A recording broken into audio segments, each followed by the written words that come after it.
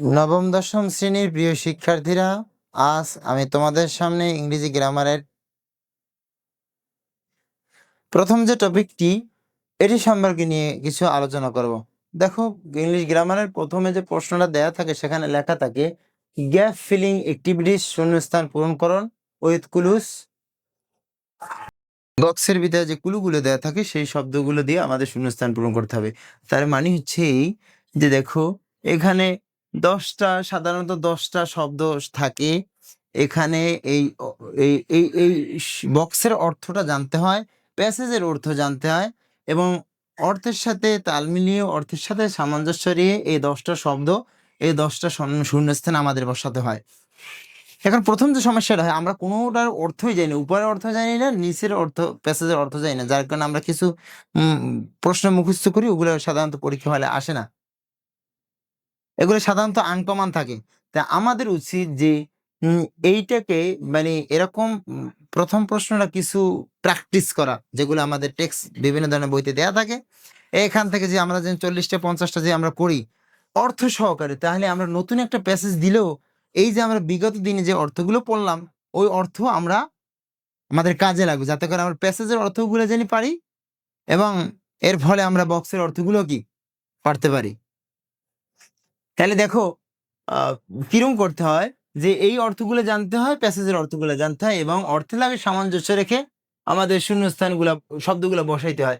যেমন এই শূন্যস্থানে আমার অর্থের লাগে দাও হইতে পারে, এ নম্বরে, বি নম্বরে এখানে ফর্ম হইতে পারে, আবার সি নাম্বারে এও হইতে পারে। এটা শুধু অর্থের উপরে ডিপেন্ড করবে এবং আমরা মিলেই যাইতে হবে যে আসলে অর্থ মিলে কি মিলে না, এক একটা শব্দ দিয়ে আমরা চেক করব।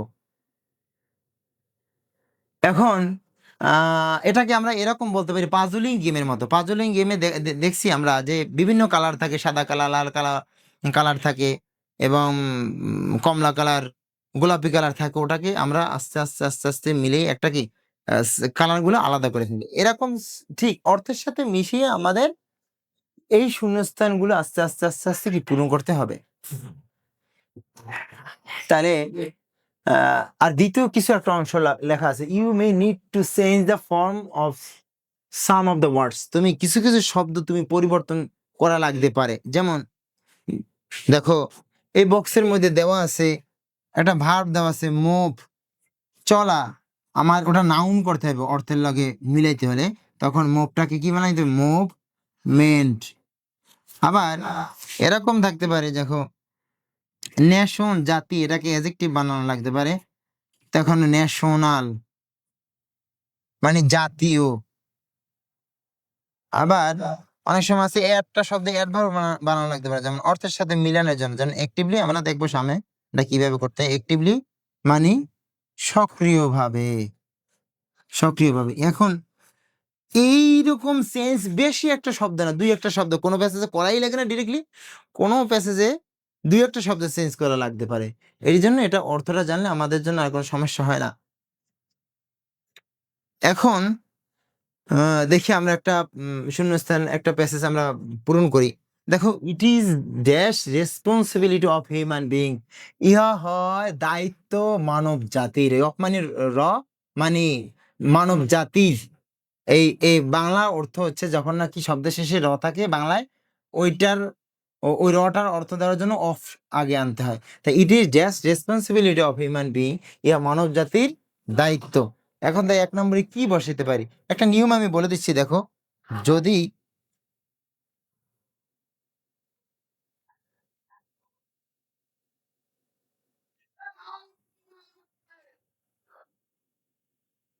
যদি 1 নম্বরে আমি একটু মিলিয়ে দিচ্ছি, যদি অফ থাকে, অফের আগে অবশ্যই শব্দ থাকবে, এখানে শূন্যস্থান থাকলে এখানে সাধারণত কি দা হয়। তাহলে দেখো, ইট ইজ ড্যাশে অফ আছে, এখানে শূন্যস্থান আছে, শূন্যস্থান থেকে আমরা কি নিই, ওই দেখো এই দা আছে। ইট ইজ দ্য রেসপন্সিবিলিটি, এটা হচ্ছে দায়িত্ব অফ হিউম্যান বিং, মানব জাতির, টু প্রিভেন্ট দ্য এনভায়রনমেন্ট, পরিবেশকে রক্ষা করা, কি থেকে, form being spoiled, form being spoiled নষ্ট হওয়া থেকে। এখানে 2 নম্বরে আমি পূরণ করে দিচ্ছি। এরকম এরকম কিছু কিছু জিনিস আমাদের আয়ত্তে রাখতে হয়। প্রিভেন্টের পর সবসময় ফরম বসে শূন্যস্থানে, প্রিভেন্ট, এরপরে শূন্যস্থানে কি বসে, ফরম, মানে কোনো জিনিস থেকে রক্ষা করা। তাহলে দেখি প্রিভেন্ট পাইছি, এই বক্সের ভিতরে কিন্তু ফর্ম আছে, এখানে ফর্ম বসাই দিলাম এবং অর্থ কিন্তু সুন্দর করে মিলে যায়। দেখো, ইহা মানব জাতির দায়িত্ব টু প্রিভেন্ট, রক্ষা করা দা এনভায়রনমেন্ট, পরিবেশকে ফ্রম বিং স্পয়েলড, ধ্বংসর হাত থেকে। এবার দেখো, to make life healthy and comfortable, to make বানাতে অথবা তৈরি করতে, লাইফ জীবনকে হেলদি স্বাস্থ্যকর অ্যান্ড কমফোর্টেবল মানে স্বাচ্ছন্দ্যময়, জীবনকে স্বাস্থ্যকর এবং স্বাচ্ছন্দ্যময় করে গড়ে তুলতে হলে উই শুড আমাদের উচিত কিপ রাখা এনভায়রনমেন্ট পরিবেশ ক্লিন অ্যান্ড ডেঞ্জার ফ্রি, পরিষ্কার এবং কি বিপদমুক্ত রাখা উচিত। এখন এখান থেকে আমরা কি দিলে মিলে, দেখো এই দেখো এখান থেকে অ্যাবাউট দিলেও মেলে না, পরিতাপ দিলে মানে না, ইমব্যালেন্স দিলেও মেলে না, একটা এনভায়রনমেন্ট এটা মেলে না। তাহলে এই দেখো কই এখানে আছে এই আওয়ার, দেখো আমাদের, তাহলে উই শুড আমাদের উচিত কি রাখা আওয়ার এনভায়রনমেন্ট আমাদের পরিবেশকে রাখা ক্লিন, পরিষ্কার অ্যান্ড ডেঞ্জার ফ্রি, বিপদমুক্ত। যত শব্দ আমরা বক্স থেকে কমতে মিলাইতে পারবো ততই আমাদের জন্য মিলানো খুব সহজ হবে। দেখুন এখান থেকে আর দুইটা মিলিয়ে আমরা আস্তে আস্তে ওয়ার্ডগুলো আমরা ক্রস দিয়ে দেবো। দেখো, বাট কিন্তু অফেন প্রায় পিপল লোকেরা স্পয়েল নষ্ট করে দ্য এনভায়রনমেন্ট পরিবেশকে, ডুইং করা, ডুইং মানে করা, আনওয়াইজ মানে নির্বোধ, থিংস মানে কাজ, বলছে যে নির্বোধ কাজ করা। তাহলে দেখো আমরা নির্বোধ কাজ করার দ্বারা, এই দেখছো বাই গেছে একটা, এখানে দেখতে পারি, তাহলে বাই দেখছো মিলে গেছে। তাহলে বাট অফেন প্রায় পিপল লোকেরা স্পয়েল দ্য এনভায়রনমেন্ট পরিবেশকে নষ্ট করে বাই ডুইং করার দ্বারা, আনওয়াইজ থিংস নির্বোধ কাজ করার দ্বারা কি তারা পরিবেশকে নষ্ট করে। অ্যান্ড এখান থেকে আর একটা জিনিস আছে, দেখো কিছু ফ্রেজ আছে মানে কয়েকটা শব্দ মিলে একটা অর্থ দেয়, এটাকে ইংলিশে বলা হয় ফ্রেজ। এগুলো আমাদের মুখস্থ করে রাখতে হয়, যেটা পরবর্তীতে আমাদের কাজে লাগে। যেমন অ্যাজ এ রেজাল্ট প্রায় এই শব্দটা আসে। তাহলে আমরা যদি মুখস্থ করে নিই, দেখো এটা কি নম্বর, এটা হচ্ছে ই নম্বর। এই এস আ রেজাল্ট মানে ফলে, তাহলে এটা মুখস্থ, এস দেওয়া আছে, রেজাল্ট দেওয়া আছে শূন্যস্থানে, এ হবে অ্যাজ এ রেজাল্ট ফলে, দে এই জনগণে ইনডেঞ্জার বিপদে ফেলে দেয়ার ওনস লাইফ তাদের নিজেদের জীবন।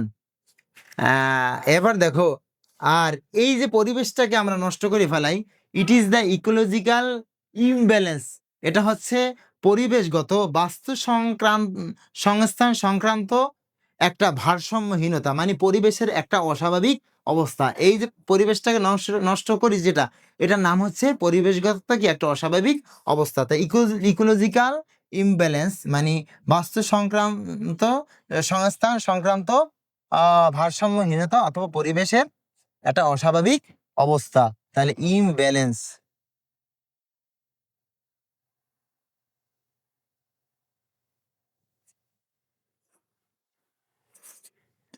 তাহলে it is the ecological imbalance, এটা বাস্তু সংস্থান সংক্রান্ত ভারসাম্যহীনতা অথবা পরিবেশের একটা অস্বাভাবিক অবস্থা, দ্যাট কজেস, যেটা কারণ হয়, ডিজাস্টার্স বিপর্যয়ের কারণ হয়ে দাঁড়ায়, দ্য ওয়ার্ল্ড ক্লাইমেট বিশ্ব জলবায়ুর,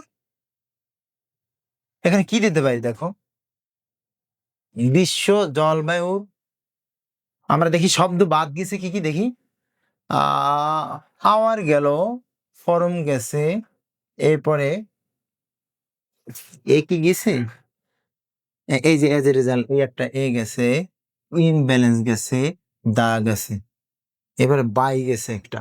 এখন দেখো বাকি আছে কি এ, এরপরে আছে কি বাই, আর একটা রয়ে গেছে, রিগ্রেট আছে, অ্যাবাউট আছে। তাহলে আমরা এখন দেখি এখানে কোনটা দিলে মেলে। It is that causes disasters, যেটা বিপর্যয়ের কারণ হয়ে দাঁড়ায়, about the world's climate, about, এটা মিলে না। আচ্ছা, আমরা দিতে পারি তাহলে বিশ্ব জলবায়ুর দ্বার প্রান্তে, এই বাইমানি পাশে অর্থাৎ দ্বার প্রান্তে বা দ্বারে, এই জায়গায় দিতে পারি বাই দা ওয়ার্ল্ডস ক্লাইমেট, বিশ্ব জলবায়ুর দ্বারে একটা বিপর্যয়ের কারণ হয়ে দাঁড়ায়, মানে এই ভারসাম্যহীনতা বিশ্বে জলবায়ুতে একটা ব্যাপক পরিবর্তন আনে। আমি বলছি যে জলবায়ু জিনিসটা কি, প্রতিদিনের আবহাওয়াকে ওয়েদার বলা হয়, আর কয়েক বছরের আবহাওয়ার জরিপকে বলা হয় ক্লাইমেট বা জলবায়ু। এন্ড দেখো এই একটা আছে ব্রিংস অ্যাবাউট, মানে এই দেখো অ্যাবাউট দেওয়া আছে, দেখো অ্যাবাউট মানে আনায়ন করা, ব্রিং অ্যাবাউট মানে আনায়ন করা।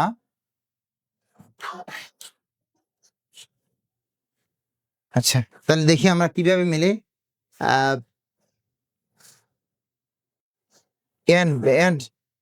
এন্ড ব্রিংস অ্যাবাউট, এবং এই যে বিপর্যয়টা আনায়ন করে different kinds of natural disasters, বিভিন্ন প্রকার প্রাকৃতিক দুর্যোগকে আনায়ন করে। তাহলে এই যে আনায়ন করা ইংলিশ কি ব্রিং অ্যাবাউট, এই অ্যাবাউট কিন্তু বক্সের ভিতরে দেওয়া আছে, এই অ্যাবাউট দেখো। তাহলে ইট ইজ রিয়েলি, আমরা কি কোনো শব্দ বাদ দিছি? দেখি শব্দ কটাতে আছে, 1 2 3 4 5 6 10টা। আচ্ছা,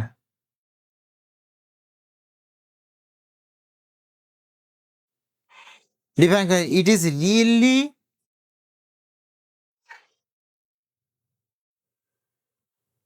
ইহা হয় এ ম্যাটার অফ মানে বিষয়, এটা মুখস্থ দেখো, এটা কি নম্বর, আই নম্বর, এ ম্যাটার অফ অর্থ কি বিষয়। তাহলে এ ম্যাটার দেওয়া আছে শূন্যস্থানে, এই অর্থ অনুসারে ফেরেস অনুসারে এ ম্যাটার অফ গ্রেট বিষয়, আর রিগ্রেট মানে কি দুঃখ বা পরিতাপ, রিগ্রেট একটা কি ইহা ইহা ইহা হচ্ছে মূলত এই বিষয়টা হচ্ছে ইট ইজ রিয়েলি, ইহা প্রকৃতপক্ষে এই ম্যাটার অফ মানে বিষয় অফ গ্রেট রিগ্রেট, বড় পরিতাপের বা দুঃখের বিষয়। এখন দেখি আমরা এই রিগ্রেট বাদ দিলাম, ও আচ্ছা বাইটা তো এখানেও একটা বাই দিলাম, এই বাই গেল, এরপরে এই গেল, আর রিগ্রেট বাদ দিছি, সবগুলা অর্থ মিলে গেছে। দেখ এভাবে যদি আমরা প্রত্যেকটা প্যাসেজের বক্সের ওয়ার্ডগুলো এবং এই নিচের ওয়ার্ডগুলো যদি অর্থ মুখস্থ করে, আমরা যদি নিজেরা প্র্যাকটিস করি অথবা কারো সাহায্য নিই, এরকম একটু চর্চার মাধ্যমে এরকম একটা প্যাসেজ আয়ত্ত করলে, এরকম 20টা 30টা 40টা 50টা করলে এই বিষয়টা নিয়ে আমাদের আর টেনশন থাকে না। অন্ততপক্ষে এমনও হয় যে 2-1টা ভুল যেতে পারে। এজন্য ফ্রান্সিস বেকনের একটা কথা আছে যে practice makes a man perfect. যত তুমি প্র্যাকটিস করবে অতই তুমি কি সঠিক হবে, তোমার ভুল ত্রুটিগুলো কি সংশোধন হবে। আশা করি বিষয়টা কি তুমি ক্লিয়ার বুঝতে পারছো। নেক্সট ভিডিও নিয়ে আমরা সামনে আসবো।